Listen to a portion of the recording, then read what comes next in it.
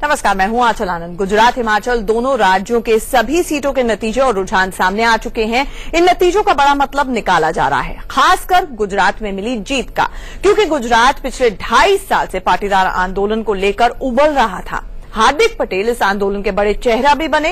बाद में उन्होंने कांग्रेस से हाथ भी मिला लिया, लेकिन हार्दिक कांग्रेस के लिए वो काम नहीं कर पाए जिसकी आशा राहुल गांधी किए बैठे थे।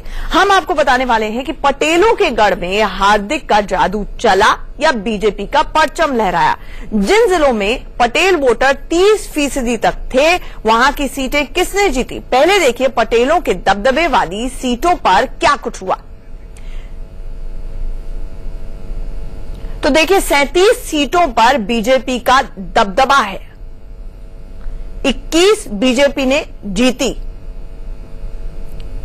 16 कांग्रेस ने जीती है, और ये वो 37 सीटों की बात कर रहे हैं जो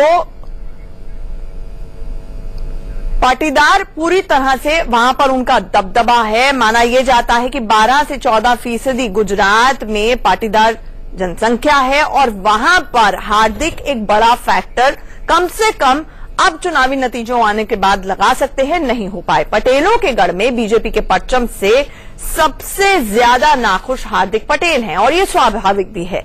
अब से थोड़ी देर पहले हार्दिक पटेल ने मीडिया से बात करते हुए हार का पूरा ठीकरा ईवीएम पर जाकर फोड़ दिया।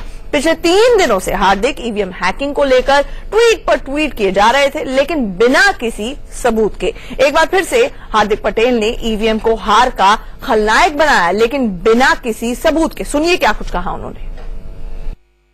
200 से लेकर 800 और 1000 तक जो हार जीत का जो अंतर रहा है, वहां पर ईवीएम टेम्परिंग का बड़ा मुद्दा है। गुजरात के अंदर सूरत और खास तौर पे राजकोट के अंदर मैंने देखा, एक बहुत ही सोचने वाली बात यह है कि जिस ईवीएम के अंदर रिकाउंटिंग हुई है उसी के अंदर कई बार चेंज हुए हैं। मतलब कोई 300 वोटों से जीत रहा हो, रिकाउंटिंग होती है तो वो 6000 वोटों से जीता हुआ है। लाखाबाई भरवाड़ की जहां तक विरंगाओं की बात है, तो ये सारी बातें ईवीएम के लिए भी सोचने वाली बात है। मैंने पिछले 3 दिनों से लगातार इसी मुद्दे पर बातचीत कर रहा हूँ और मैंने जहां जहां जिस विधानसभा क्षेत्र को लेकर जो मैंने ट्वीट की थी, वो देखने वाली बात है कि वहां पर 200, 300, 400 वोटों से या भाजपा जीती या कांग्रेस जीती है। तो आखिरकार हार्दिक पटेल फैक्टर क्यों नहीं काम आ पाया कांग्रेस के? क्या कांग्रेस को वाकई आउटसोर्स करना चाहिए था? हार्दिक पटेल पर इतना भरोसा करना चाहिए था कि पाटीदार कम्युनिटी के तमाम वोट जो हैं वो कांग्रेस को जाएंगे? इसी पर करेंगे सवाल जवाब। हमारे साथ शलम मनी त्रिपाठी जी, जो कि प्रवक्ता हैं कांग्रेस के फुसीले लखनऊ से जुड़ रहे हैं, साथ ही साथ मेरे सहयोगी यतेंद्र जुड़ रहे हैं। शलम मनी जी, शोले का एक डायलॉग है, आधे दाएं जाओ आधे बाएं जाओ, बाकी मेरे पीछे आओ। हार्दिक पटेल की जो पूरे आंदोलन के अंदर बीजेपी ने जिस कदर 24 साल के लड़के को परेशान किया और तोड़फोड़ आपने कर दी कि जो भी लोग थे, चाहे वो रेशमा पटेल हो, वरुण पटेल हो, दाएं बाएं सबको तो आप अपने साथ ले आए, नहीं तो हार्दिक पटेल आज कांग्रेस को जिता चुके होते।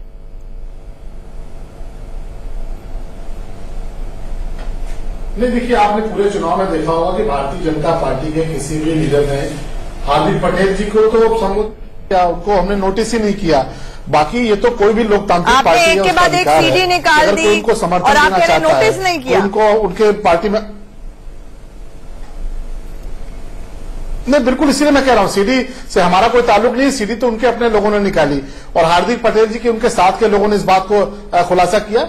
आज जो आप नतीजे दिखा रही है उसमें आपने खुद भी ये बताया कि 21 सीटों पर भारतीय जनता पार्टी जीती है, जहां पर पटेल कम्युनिटी को आप मानते हैं कि वहां पर उनका वर्चस्व रहा है। तो ऐसे में जनता देख रही थी कि कौन जात पात की राजनीति कर रहा है, कौन विकास की राजनीति कर रहा है, कौन समाज को तोड़ने की राजनीति कर रहा है, कौन गुजरात को जोड़ने की राजनीति कर रहा है। और इसीलिए मुझे लगता है कि जो नतीजे हैं ये पहले से तय थे कि भारतीय जनता पार्टी वहां चुनाव जीतने जा रही है। और मुझे लगता है कि इस बात का एप्रिसिएशन भारतीय जनता पार्टी को मिलना चाहिए कि लगातार छठवीं बार सरकार हमने बनाई है, पूर्ण बहुमत की सरकार बनाई है।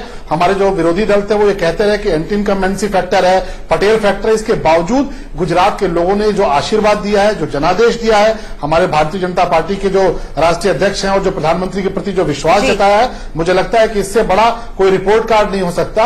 और गुजरात की जनता ने स्पष्ट तौर पर जातिवाद की राजनीति को नकार दिया है।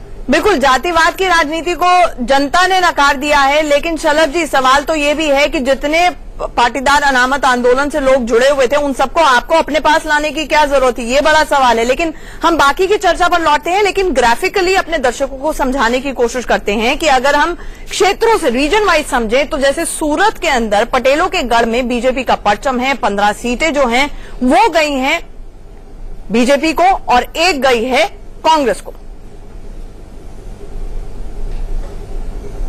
वहीं राजकोट की बात करें तो 6 बीजेपी को और 2 कांग्रेस को गई हैं।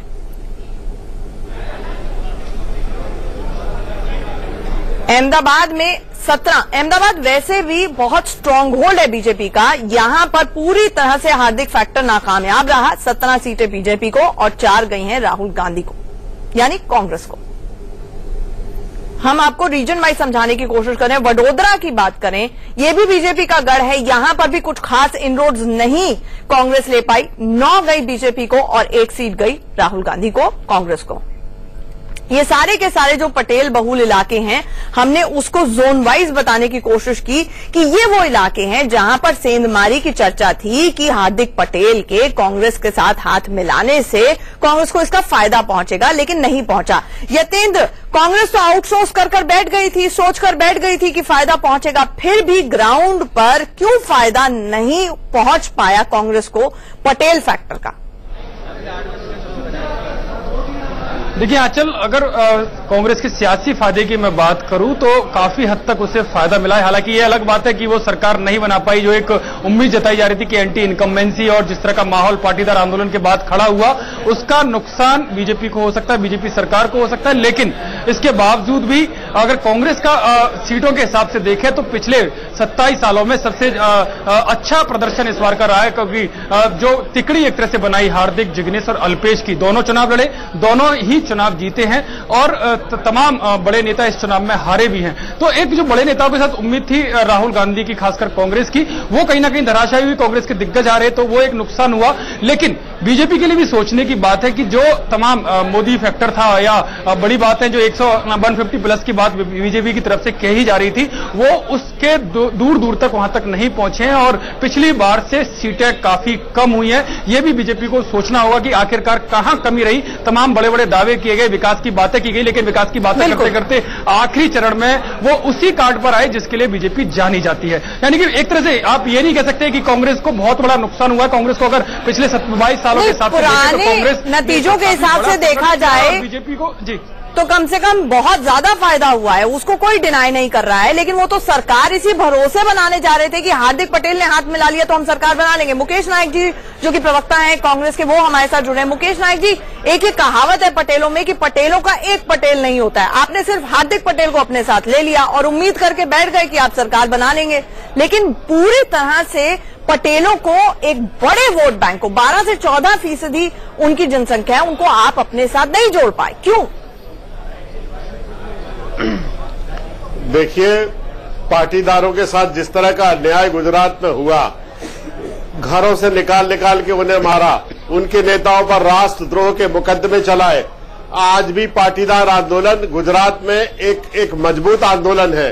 हमने सामाजिक समीकरणों को समेटा, जो लोग रिलेवेंट थे, प्रासंगिक थे, उन्हें अपने साथ चुनाव में जोड़ा, व्यवस्थित चुनाव लड़ा और यही कारण है कि 100 का आंकड़ा भी पार नहीं कर पाई बीजेपी। मुकेश नायक जी, चुनाव खत्म हो गए, स्वास्थ्य, आप आंदोलन की बात ना करें। मैं तो इस सवाल पे हूं कि हार्दिक पटेल को आपने अपने साथ मिला लिया तो आपको लगा कि तमाम जो पाटीदार है वो आपके साथ आ गए, जबकि दाएं बाएं जितने भी पाटीदारों के, यहां तक कि बहुत बड़े धर्मगुरु थे, वो तो लगातार आह्वान कर रहे थे कि आप बीजेपी के लिए वोट करिए।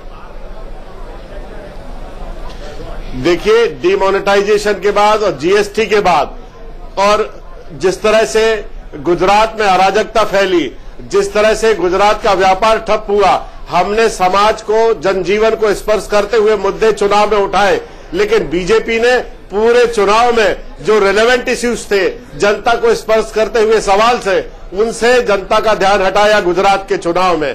ये पूरे देश ने देखा किस तरह से पाकिस्तान को चुनाव के बीच में ले आए, किस तरह से औरंगजेब की बात करने लगे, किस तरह से बिल्कुल इरेलेवेंट इशू, जिनका विकास से, गुजरात की जनता से कोई संबंध नहीं है, उन सारे मुद्दों को चुनाव में रखा। पानी की तरह गुजरात में पैसा बहाया, डंडे का उपयोग किया, उसके बावजूद भी गुजरात में 100 का आंकड़ा पार नहीं कर पाई बीजेपी। नहीं मुकेश नायक जी, सवाल ये नहीं है कि ध्यान भटकाने की कोशिश हुई, सवाल ये है कि आप पाटीदारों का ध्यान अपनी तरफ आकर्षित क्यों नहीं कर पाए।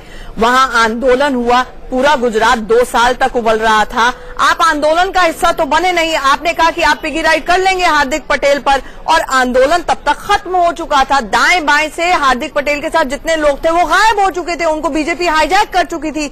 आपकी समझ में ये बातें क्यों नहीं आ रही थी? देखिए, हमने किसी एक समाज को केंद्र में रखकर चुनाव नहीं लड़ा। हमारा समावेशी दृष्टिकोण है, एक समुदायों में सामंजस्य बनाना, सबको अपने साथ लेना, जीवन से को स्पर्श करते हुए सवालों को उठाना, ये हमारा शुरू से दृष्टिकोण रहा है। समाज को आरक्षण देने की बात कही आपने सर, ठीक है, हम मुझे माफ कीजिएगा मुकेश जी, एक छोटी।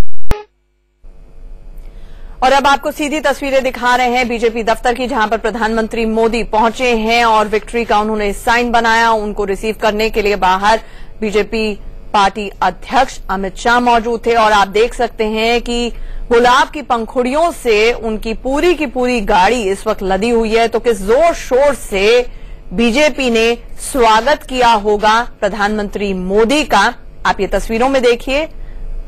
अपनी गाड़ी से निकलते हुए प्रधानमंत्री मोदी और अमित शाह उन्हें रिसीव करने के लिए पहुंचे हैं।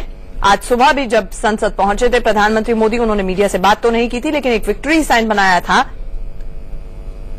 और इस वक्त भी आप देख सकते हैं जीत की खुशी है यहां पर, और पार्लियामेंट्री बोर्ड की बैठक होनी है बीजेपी की, जहां पर प्रधानमंत्री मोदी इस वक्त पहुंच गए हैं बीजेपी दफ्तर दिल्ली में।